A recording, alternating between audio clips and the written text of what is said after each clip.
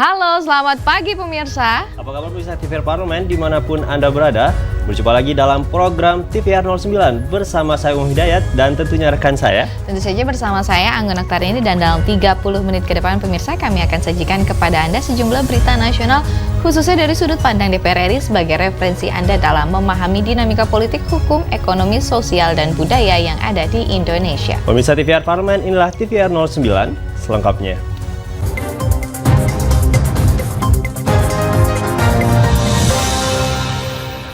Pemirsa, kita awali pagi ini dengan berita dari Komisi 11 DPR RI yang menekankan pentingnya kredibilitas dan juga integritas bagi kantor akuntan publik yang melakukan audit terhadap Badan Pemeriksa Keuangan. Audit terhadap BPK merupakan peran strategis yang sejalan dengan upaya pengawasan keuangan negara.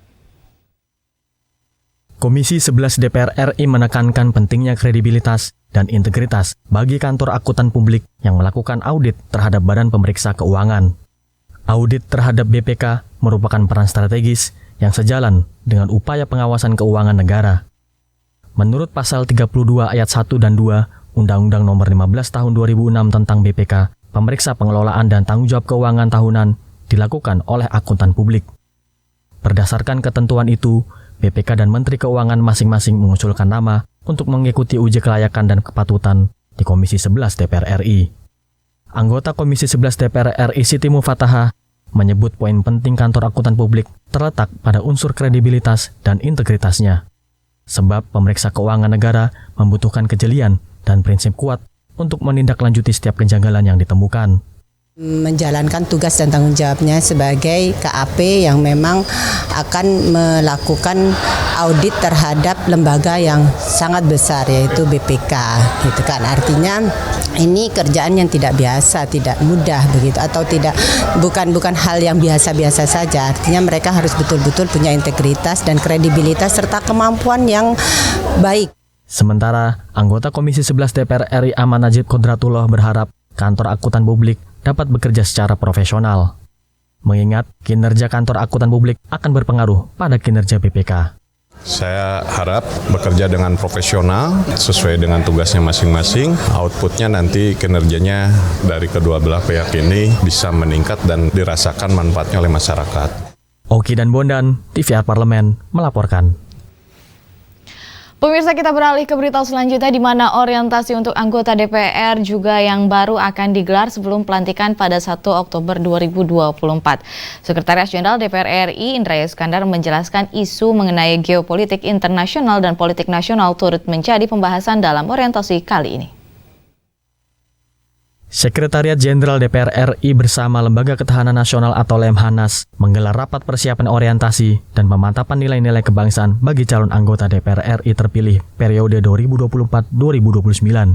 Sekretaris Jenderal DPR RI Indra Iskandar menjelaskan isu mengenai geopolitik internasional dan politik nasional turut menjadi pembahasan dalam orientasi kali ini. Orientasi untuk anggota DPR yang baru akan digelar sebelum pelantikan pada 1 Oktober 2024. Adapun pelaksanaannya akan dibagi menjadi 5 termin waktu, yaitu mulai dari bulan Agustus hingga September 2024. Indra Iskandar mengungkapkan, nantinya setiap sesi akan diikuti sekitar 120 orang anggota dewan yang diminta aktif berdiskusi di dalam beberapa kelas. Pada prakteknya, Lemhanas akan mengarahkan kelas diskusi untuk membahas topik tertentu yang perlu dipahami anggota dewan. Nah, untuk yang saat ini pasti ada sedikit yang berbeda karena update tentang geopolitik itu berbeda. Banyak masalah-masalah internasional, nasional yang itu akan dielaborasi dalam nanti orientasi kebangsaan. Dan nanti tentu dari Lemhanas akan juga memberikan penajaman materi tentang sejarah wawasan kebangsaan untuk memperkuat sikap kebangsaan dan kenegarawanan anggota dewan yang periode yang akan datang. Total ada 14 materi yang akan dituangkan dalam silabus orientasi anggota dewan. Oleh karenanya, setelah pertemuan awal ini, Sekjen DPR RI perlu terus berkolaborasi dengan Lemhanas untuk pembahasan lebih detail. Fitian dan Dodi, TVR Parlemen melaporkan. Kerjasama dengan berbagai pihak termasuk akademisi terus dilakukan oleh Badan Keahlian DPR RI guna memperkuat penyusunan naskah akademik terkait aturan Satu Data Indonesia. Informasi selengkapnya akan kami hadirkan usai jeda berikut ini. Untuk itu tetap bersama kami di TVR 09.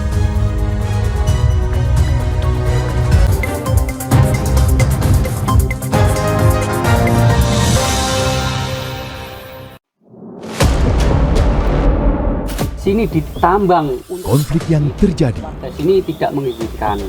masalah yang tersisihkan menjadi kesenjangan sosial. Ya namanya rakyat kecil gak bisa apa-apa, mau komplain juga gak didengar. Sebab apa? Itu menyangkut isi perut kami semua. Bagaimana memutus keterbatasan untuk didengar? Jadi kalau misalnya masyarakat sudah merasa tidak lagi ada yang memperjuangkan aspirasinya, maka masyarakat memang sangat berhak untuk meminta dewan yang mewakili mereka di parlemen. Kami menyusuri batas-batas peristiwa, mengurai berbagai polemik yang terjadi, meluruhkan suara-suara marginal, menjadi nyata dalam setiap aspirasi, melaksanakan tugasnya sebagai wakil rakyat. Saksikan aksi Dewan segera hanya di TVR Parlemen.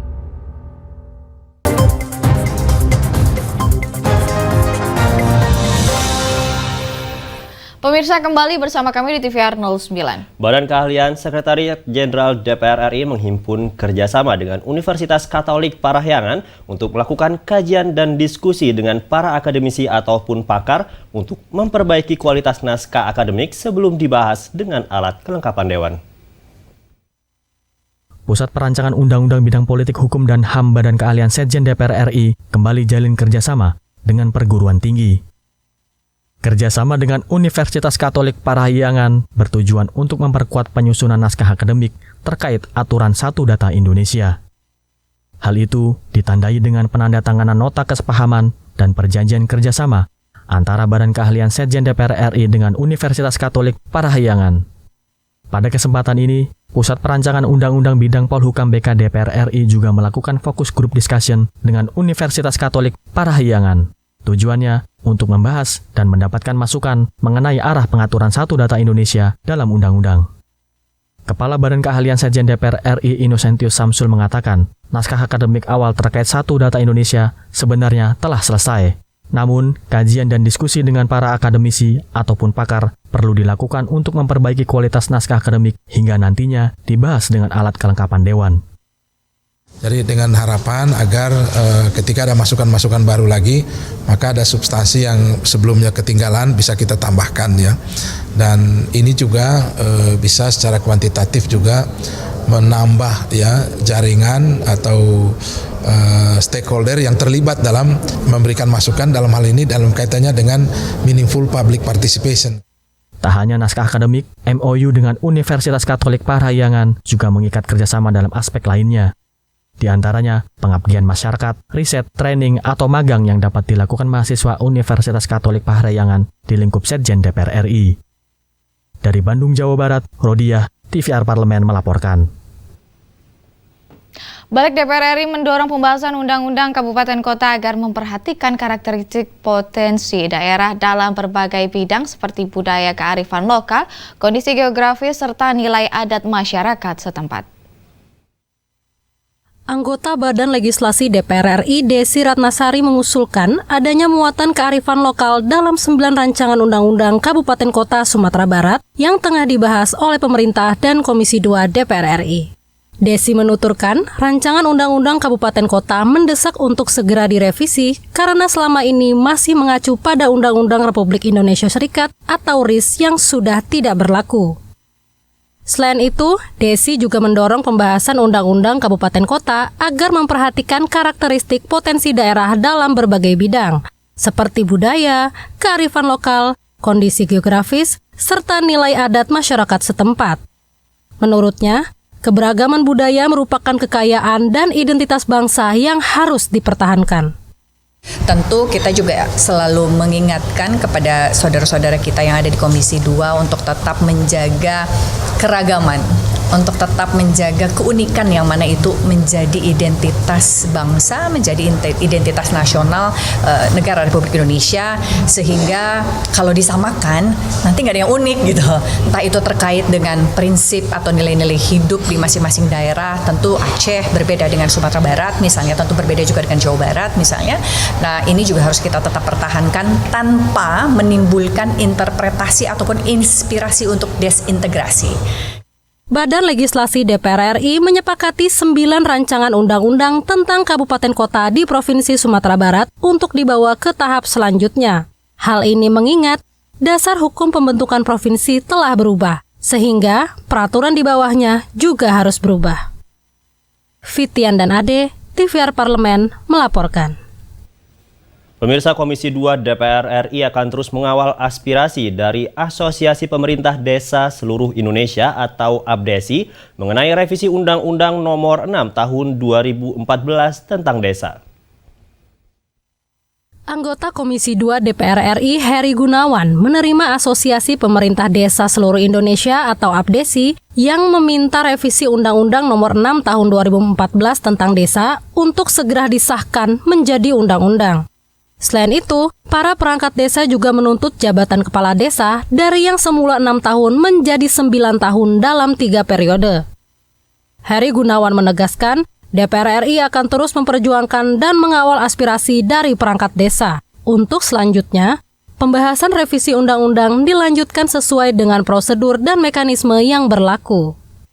Di masa persidangan yang akan datang pada tanggal 16 Januari, Undang-Undang Desa ini sudah dapat disetujui. Dan tentunya juga tadi hal ini kami sampaikan kepada kawan-kawan perangkat desa, kawan-kawan kepala desa, agar pemahaman yang saat ini dimiliki oleh Dewan Perwakilan Rakyat dengan pemahaman para kepala desa bisa satu visi, satu sudut pandang, sehingga ini menguatkan kami dan menguatkan para kepala desa dalam pembahasan nanti dengan pihak pemerintah. Dan nampaknya juga DIM dari pemerintah juga tidak terlalu banyak, dan kami tentunya optimis bahwa pembahasan ini akan dilakukan lebih cepat. Mungkin bisa sampai 1 atau 2 minggu, yang pasti mungkin 1 minggu bisa kita selesaikan pada saat masa reses. DPR RI telah menerima surat Presiden untuk membahas rancangan undang-undang tentang perubahan kedua atas Undang-Undang Nomor 6 Tahun 2014 tentang desa. Fraksi-fraksi di DPR RI pun secara quorum telah menyetujui poin-poin dalam revisi undang-undang tersebut. Andri dan Aang, TVR Parlemen melaporkan. Pemirsa, pemilihan umum atau pemilu merupakan salah satu indikator penting bagi terwujudnya negara yang demokratis. Melalui mekanisme pemilu, pemerintahan akan memiliki keabsahan di hadapan rakyat dan juga menjadikan peralihan kekuasaan secara damai dan juga konstitusional. Informasi selengkapnya akan kami hadirkan usai jeda berikut ini. Untuk tetaplah bersama kami di TVR 09.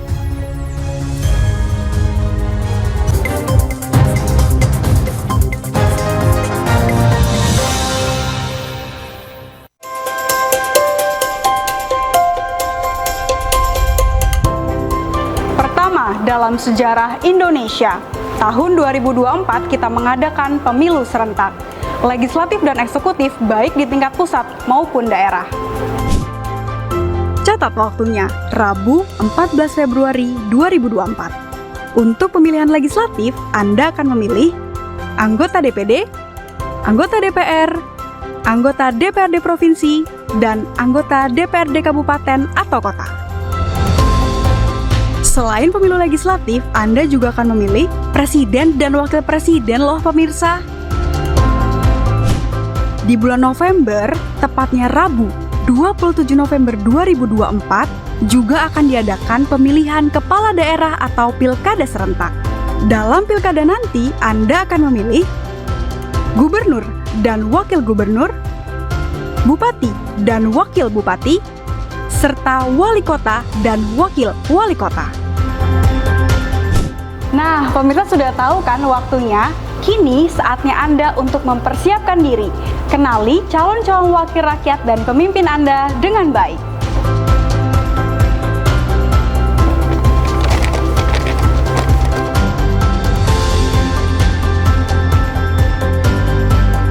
Jangan Jangan sampai kesempatan untuk memilih calon wakil rakyat dan pemimpin Anda terlewat begitu saja.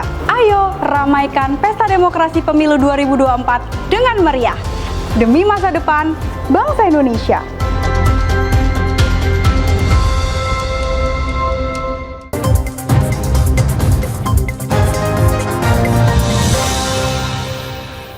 Pemirsa, kembali di TVR 09. Pada 14 Februari 2024 mendatang, seluruh masyarakat Indonesia akan melangsungkan pemilihan umum, yakni memilih presiden dan juga wakil presiden, anggota legislatif dan kepala daerah di berbagai wilayah.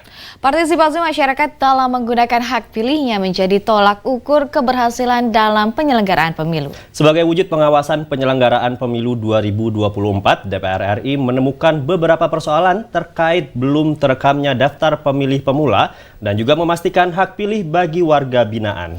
Melalui pemutakhiran dan juga validasi data pemilih tetap secara menyeluruh, maka diharapkan mampu meningkatkan partisipasi pemilih dalam pemilu tahun 2024. Pemerintah menargetkan partisipasi masyarakat dalam pemilu 2024 dalam RPJMN periode 2020-2024 sebesar 79,5%. Pemirsa, untuk mengetahui informasi selengkapnya, mari kita simak laporan mendalam yang telah dihimpun oleh tim redaksi TVR Parlemen dalam segmen editorial Parlemen berikut ini.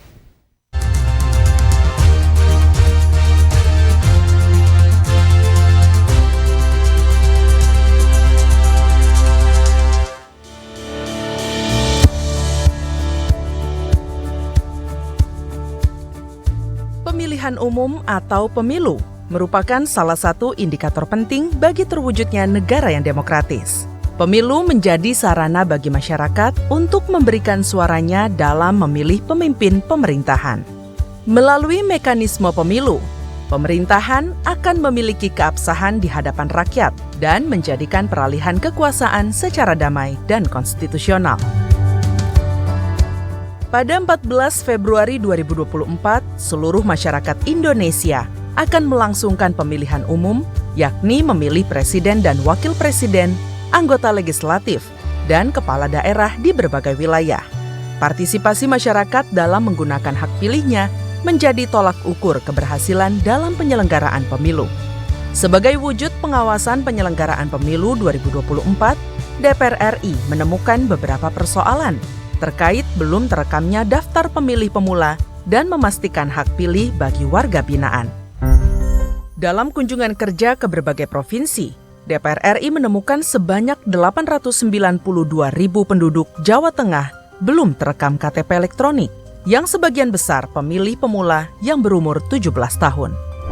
Hal tersebut juga menjadi persoalan di Kabupaten Karo, yakni banyak pemilih pemula belum memiliki KTP elektronik. Sedangkan KTP elektronik merupakan syarat masyarakat untuk bisa memilih pada pemilu 2024 agar tercatat dalam daftar pemilih tetap atau DPT. Komisi Pemilihan Umum dan Dukcapil harus segera menyelesaikan persoalan tersebut agar hak masyarakat untuk memilih di pemilu 2024 dapat terakomodir dengan optimal. Perlu ada penyempurnaan terutama di kalangan adik-adik pemilih pemula yang tadi di beberapa SMA mereka harus kita lakukan perlengkapan jemput bola ya, datang ke sekolah-sekolah. Nah, tadi kita dorong supaya memang terus berkoordinasi dengan KPU untuk bisa memetakan sekolah-sekolah atau daerah-daerah mana yang pemilih pemulanya masih perlu kita catat segera gitu. Persoalan lain terkait daftar pemilih tetap, yakni validasi data yang belum menyeluruh. Dalam kunjungan kerja ke Provinsi Sumatera Utara, DPR RI menilai tingkat kesadaran masyarakat untuk melaporkan jumlah keluarga dalam kartu keluarga masih rendah. Secara administrasi, KPU tidak bisa mencoret anggota keluarga dari daftar pemilih tetap jika tidak memiliki surat keterangan. Untuk itu, masyarakat harus memiliki kesadaran untuk melaporkan jumlah anggota keluarga yang terdaftar dalam satu kartu keluarga. Masyarakat juga ikut berpartisipasi. Kualitas pemilu kita ini kan tidak hanya kuantitas partisipasinya, tetapi kita berharap juga kualitasnya gitu. Apakah masyarakat itu memilih berdasarkan pilihannya? Nah, ini yang kita juga masih terus harus tingkatkan lah ya pengawasannya gitu. Lebih lanjut, untuk memastikan seluruh warga negara Indonesia memiliki hak pilih, Pemutakhiran dan validasi data juga diperlukan bagi warga binaan di seluruh lembaga pemasyarakatan di Indonesia. Sekitar 14.000 warga binaan lapas di Kanwil Kemenkumham Jawa Tengah telah tervalidasi dan dapat menyalurkan hak pilihnya. Kemenkumham juga perlu berkoordinasi dengan KPU untuk menyiapkan jadwal sosialisasi pemilu kepada pemilih di lapas. Intinya adalah pada pemilu nanti benar-benar Kumham menyiapkan atau memberikan hak politiknya kepada warga binaan yang ada di lapas dan rutan di Jawa Tengah ini. Melalui pemutakhiran dan validasi data pemilih tetap secara menyeluruh, maka diharapkan mampu meningkatkan partisipasi pemilih dalam pemilu tahun 2024. Pemerintah menargetkan partisipasi masyarakat di pemilu 2024 dalam RPJMN periode 2020-2024 adalah sebesar 79,5%. Partisipasi masyarakat dalam pemilu merupakan wujud tanggung jawab dalam kehidupan berbangsa dan bernegara, serta sebagai ukuran legitimasi dan kepercayaan masyarakat kepada pemimpin atau wakil rakyat terpilih, baik di tingkat lokal maupun nasional.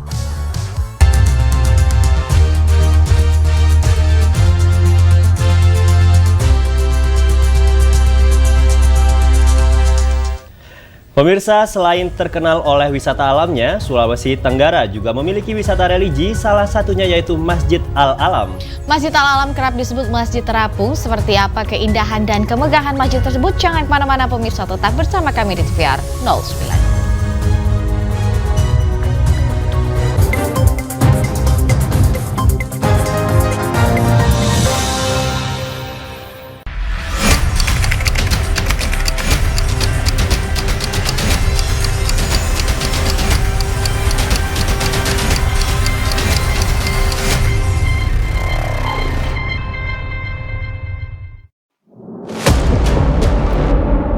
Sini ditambang. Konflik yang terjadi, Sini tidak mengizinkan.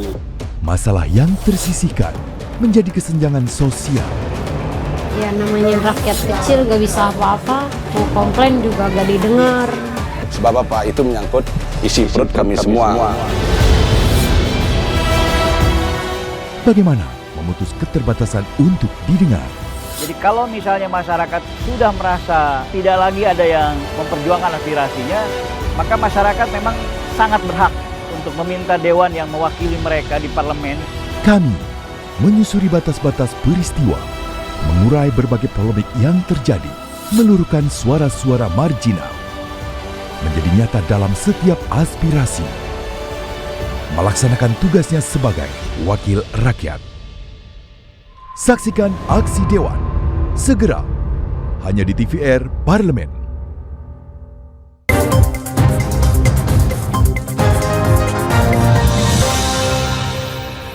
Pemirsa, Anda kembali menyaksikan TVR 09. Lokasi masjid yang anti mainstream di sini di atas permukaan laut dan dinominasi warna putih memberikan kesan elegan menjadi Masjid Al-Alam. Bangunannya yang unik dan juga elegan di tengah pesona teluk yang memanjakan mata menambah daya tarik bagi masjid ini. Dan tanpa berlama-lama lagi, mari kita saksikan tayangan indahnya Masjid Al-Alam, Masjid Terapung di Teluk Kendari pada segmen Intips, Informasi dan Tips berikut ini.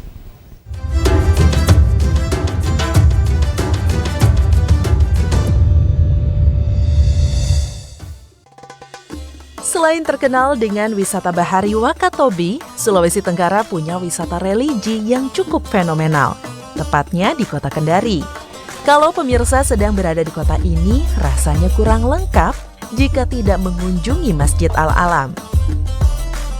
Berada di perairan Teluk Kendari, membuat masjid ini mempunyai julukan unik tersendiri. Masyarakat setempat biasa menyebutnya Masjid Terapung. Selain lokasinya yang anti-mainstream, masih banyak hal unik dan menarik yang dimiliki Masjid Al-Alam. Kita ulas satu-satu yuk. Ikon wisata religi yang dijuluki sebagai Masjid Terapung ini digagas idenya serta mulai dibangun sejak tahun 2010 silam. Tepatnya pada masa kepemimpinan dari Gubernur Sulawesi Tenggara pada saat itu, Nur Alam. Masjid ini dirancang oleh arsitek asal Sulawesi Selatan bernama Mursyid Mustafa. Total anggaran pembangunan yang dihabiskan sebesar 200 miliar rupiah. Masjid ini kemudian diresmikan pada tahun 2018. Selain didesain menjadi lokasi ibadah, Masjid Al-Alam juga terus dikembangkan sebagai spot wisata religi di Kota Kendari. Pengunjung dibuat nyaman untuk menikmati suasana Teluk Kendari dari lokasi masjid berdiri. Posisi Masjid Al-Alam di tengah Teluk Kendari bisa disejajarkan dengan Masjid Al-Rahmah di Jeddah atau Masjid Malaka di Malaysia.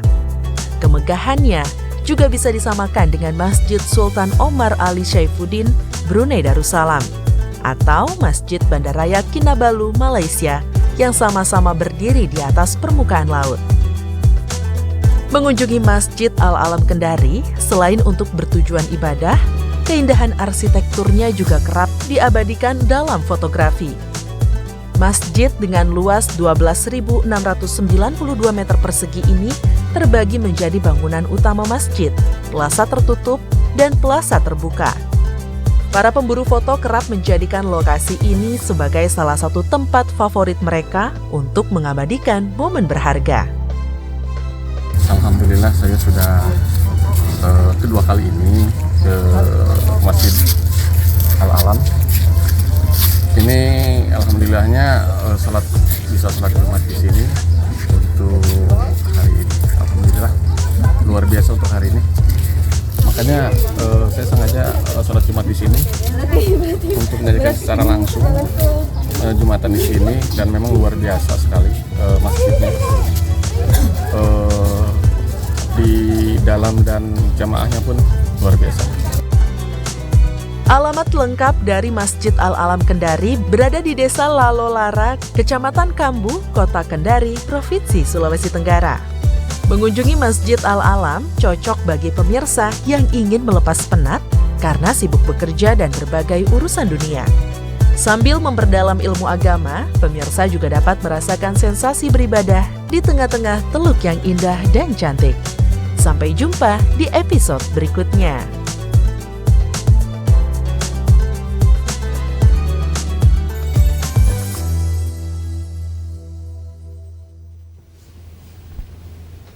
Ya pemirsa, kita sudah berada di penghujung acara dan kami informasikan kepada Anda sejumlah agenda DPR RI pada hari ini, Selasa 16 Januari 2024. Di antaranya rapat paripurna DPR RI, pembukaan masa sidang 3 tahun 2023-2024, dan juga sejumlah agenda serta program DPR RI lainnya masih dapat Anda saksikan secara langsung di TVR Parlemen melalui kanal utama, kanal komisi, dan juga kanal alat kelengkapan dewan lainnya yang dapat Anda akses di tvr.dpr.go.id.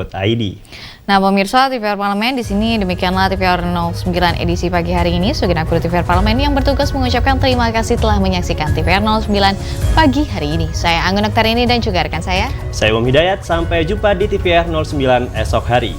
TVR Parlemen, referensi Indonesia.